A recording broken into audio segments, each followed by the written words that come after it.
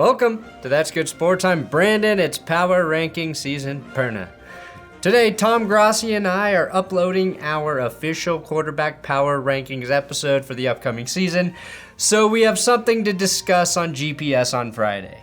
Now, I linked his episode below, so check it out once you finish to compare. He only did 10 quarterbacks, though. I'm doing 12. Also, I'm not including Deshaun Watson in my power rankings because I did not want to file a continuance through the court system and figure out what his average settlement per lawsuit would be. And you have to pay extra for Pro Football Focus Premium to get that stat, and I just wasn't going to do it. So we'll start at number 12 with Derek Carr. That's right, 12. Some say 12 is too high, some say it's too low. I agree. What's new for Derek Carr this season? Oh yeah, he's got the best receiver in football on his team. But I guess that's not really new. Hunter Renfrow's been a Raider for 3 years now. He also got to team up with former college buddy Davante Adams, who wanted to go from a quarterback who acts emo to a quarterback who just looks emo. Now, Carr is coming off his best season since 2016. He threw for a shit ton of yards, 4,804, but only 23 touchdowns, and was sacked 40 times, the 5th most in the league and 2nd most of his career. Now, I think Josh McDaniels can help Derek Carr and the Raiders' offense with red zone efficiency, taking his 17 red zone TDs to over maybe 20 this season. Now, I think Derek Carr's best achievement was not losing his mind last year and playing good enough football amidst the circus that was the 2021 Las Vegas Raiders. The NFL should give out an award every year for that type of achievement. Maybe call it the Everything is Fine Award. Number 11, I've got Matt Ryan. Matt Ryan is undeniably the best quarterback in franchise history. Played all right last year despite a staggering lack of talent, and the closest he's come to a scandal is this picture. It's a man's ear, by the way. Instead, he gets to go to a quality organization in Indianapolis, which was dumb enough to trade for Carson Wentz, but also smart enough to trade Carson Wentz.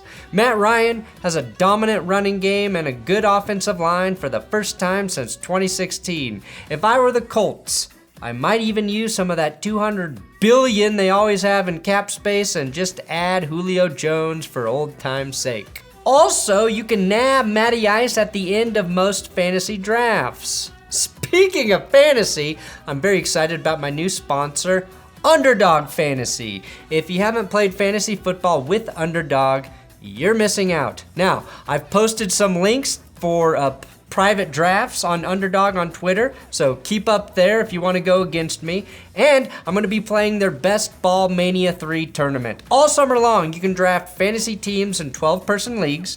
Once you draft, you're done because Underdog Fantasy automatically uses the best performing players from your team to tally your score every week. It is amazing. There's no waivers, no trades, no in-season management, no worrying about leaving your highest scores on the bench. It's perfect for lazy fantasy players.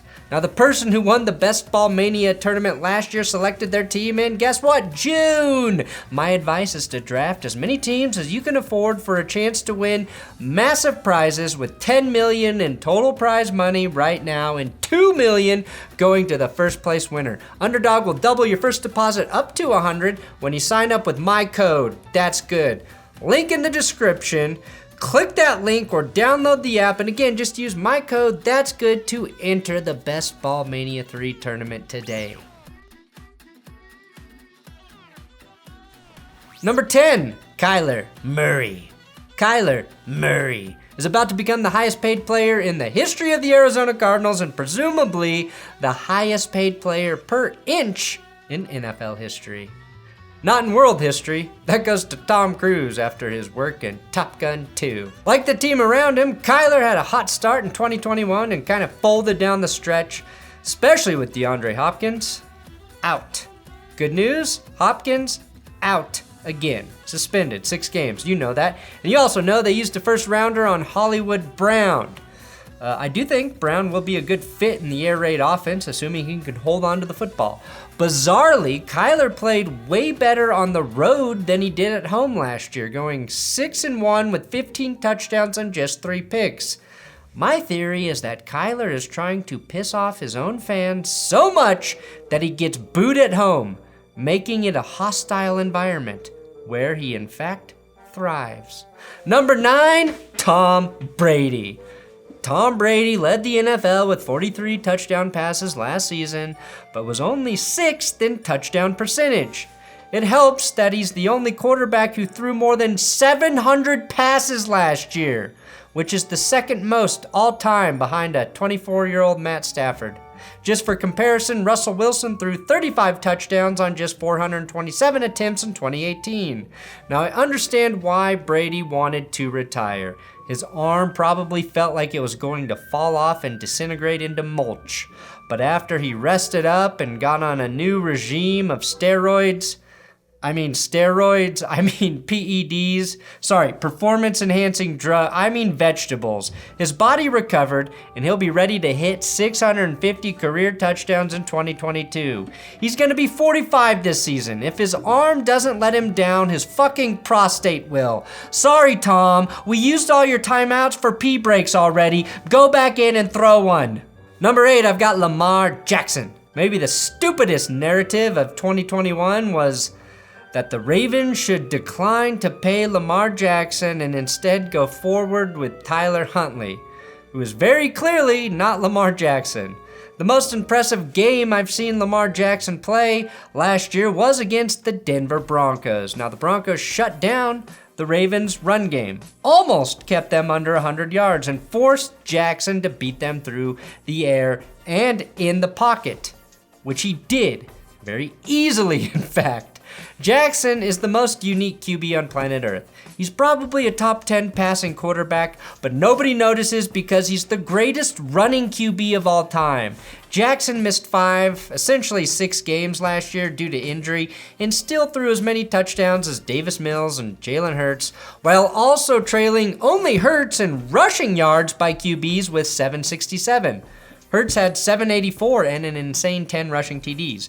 Now, I think Jackson bounces back with a dominant year based on the Ravens not having all of the injuries this season. Number 7, I've got Russell Wilson. Broncos country, let's ride. Broncos country, let's ride. Broncos country, let's ride. Russell Wilson can be as corny as he wants if he's a top 7 quarterback this season. He can show up to press conferences dressed as Steve Urkel for all I care.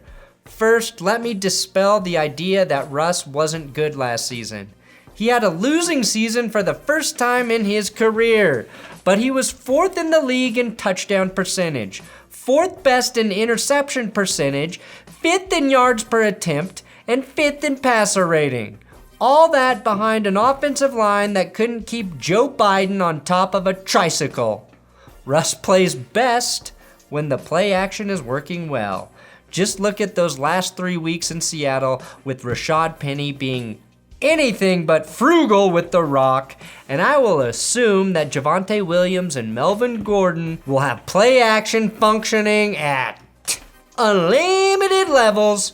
And I think Russ finally gets that one elusive MVP vote in 2022. Number 6, I've got Matthew Stafford. All Stafford needed to do to get into the elite quarterback club was win a Super Bowl. Well, he's got it.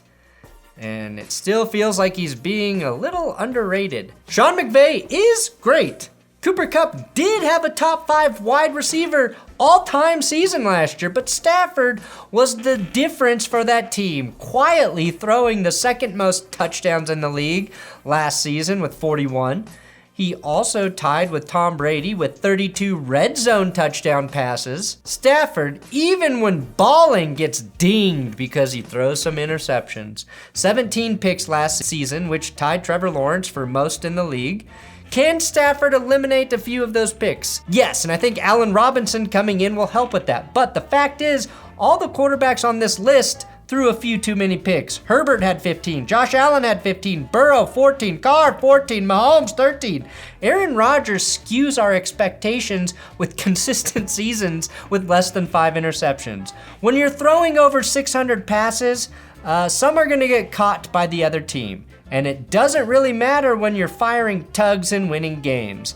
Stafford led the league with 18 40-plus yard passing plays, and he's gonna do that shit again. Number 5, Patty Mahomes. Is he the victim of subtraction by subtraction? Yes. What happened to Tom Brady the year after he and Randy Moss connected for 23 touchdowns? He tore his ACL week 1 against the Chiefs. Losing Tyreek Hill is like tearing your ACL. Tom Brady is a bad example, actually, because when Randy Moss left the Patriots, he got better. I don't know where I was going with that. But I know. The Pats found a little tight end named Gronk to replace Moss's production, which was his 10 rookie receiving TDs. Also, there were 6 touchdowns by Aaron Hernandez that season. So my question, can Travis Kelce in year 10 put up Gronk-like numbers? I'm not sold. Mahomes, like Aaron Rodgers, will need a little time to figure out how to compensate for the loss of arguably the 2 best ball catchers in the league. Will Mahomes figure it out? Yes, and I will hate it, but spot 5 feels right. Number 4, I've got Justin Herbert. Wow, I really just put Justin Herbert ahead of Patrick Mahomes. Is it because I'm bitter and tired of the Chiefs? Yeah. I am the first to say that Justin Herbert needs to win more games, though, to be considered great. That's true, but I've watched enough of Herbert to know he's pretty special. Tyreek Hill would agree. He's a more accurate passer than Patrick Mahomes. Plus, he will benefit from having Brandon Staley in his second year as a head coach. We forget Staley is young and was a rookie and needs some time to grow into the position. Even Matt LaFleur and Aaron Rodgers required a year to really dial it all in. So here's why I have Herbert top 5 outside of that reason. I read a really fun article on Football Outsiders about Herbert being the unluckiest QB in 2021. They ranked Herbert as the unluckiest QB in 2021 based on adjusted interceptions. His expected picks based on accurate passes that were intercepted due to a receiver mistake had his pick total closer to 11 than his 13. In addition to that, the Chargers receivers dropped 38 passes last year, which was the highest in the league. Now, not all drops are equal, but some negate touchdowns like this Jared Cook drop in December. I also think some of the losses in LA can be blamed on Staley, in addition to the Chargers' atrocious run defense. But I think there will be just some new reason we blame on the Chargers not making the playoffs. Number 3, I've got Aaron Rodgers. It's hard not to put the back-to-back MVP of the league at number 1. It really is. Aaron Rodgers still made an insane amount of just otherworldly throws in 2021 as he meticulously picked apart defense after defense. However, 1,553 of those passing yards did go to Davante Adams. Adams, in Rodgers' back-to-back MVP seasons, accounted for 238 receptions and 29 touchdowns. In fact, the last time Adams didn't play a full season with Rodgers, 2019, Aaron only had 26 passing TDs. Now, I'm not suggesting he'll drop down to those sinful TD numbers, but based on the law of averages, being the best QB 3 seasons in a row seems like a bit of a stretch, especially for someone who has gone full blue of earth. So here we are, number 2. I'm going Joe Burrow. Joe Burrow did all that he did last year without a competent offensive line. Shit like averaging 9 yards per pass and taking the Bengals to the Super Bowl. I know he's had excellent skill position players, but Joe Burrow's excellent 2021 season was like building a house without a foundation. Now he has the foundation and radon mitigation, and he will have time to get the ball to his receivers. And if Jamar Chase follows in Justin Jefferson's steps, he should be even better in year 2 at the wideout position, which is kind of crazy to think about. One of my favorite parts about Joe Burrow is that he doesn't get phased. Not in games and not by AFC North rivalries. The Bengals are not supposed to sweep the Ravens. they did. Overall, Joe Burrow was 4-1 against the division.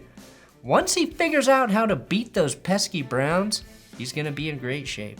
And number one, damn it, that's right, it's Josh Allen. The 2022 Bills roster, I think, is better than the 2021 Bills roster. Dawson Knox had a breakout season at tight end, and now he has O.J. Howard behind him to back him up. Rookie running back James Cook may force defenses to play against Allen honestly by having to defend the run. And not just when Allen runs. Matt Ariza in the punt game is going to be huge for field position, which Von Miller will help lead on defense when he strip sacks quarterbacks in their own territory. And most importantly, knowing Allen has a never-ending supply of D's nuts jokes. Every day is a new D's nuts joke. Well, I think that's more valuable than being able to read a defense. I also think the Bills will benefit by elevating Ken Dorsey to offensive coordinator.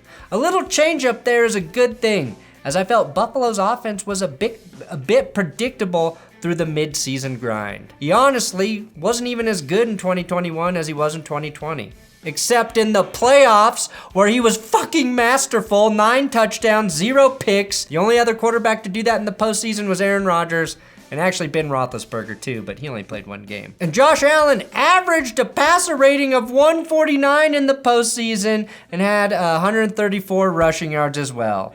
I feel like that's where Allen is going to start this upcoming season, and he will be number 1. Thanks for watching That's Good Sports. Don't forget to predict Tom Grossi's episode, link in the description, and then we will debate it on GPS Friday morning. It's the show we do together about football every week.